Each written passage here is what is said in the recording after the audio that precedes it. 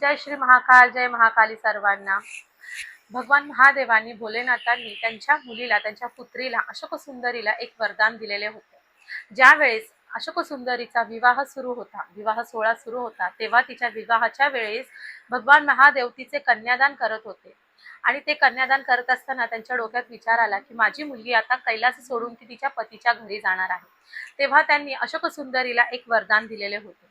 त्यांनी तिला असे वरदान दिले की ह्याच्यानंतर जे कोणीही माता पिता, जी कोणीही पालक असेल, त्यांनी फक्त आणि फक्त एक जे कच्चे तांदूळ आहे, एक कच्चं तांदूळ तुझं नाव घेत माझ्या शिवपिंडीवरती जे अर्पण करतील, अशोकसुंदरीये नमः असं म्हणून जे एक कच्चं तांदूळ अर्पण करतील, त्यांच्या मुलीचं सांसारिक जीवन हे खूप सुंदर सुखाचं होणार, असं त्यांनी वरदान अशोकसुंदरीला दिले।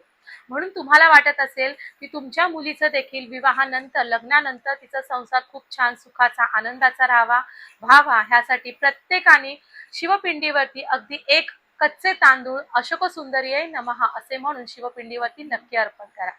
जय श्री महाकाल, जय महाकाली, ओम काळेश्वरी।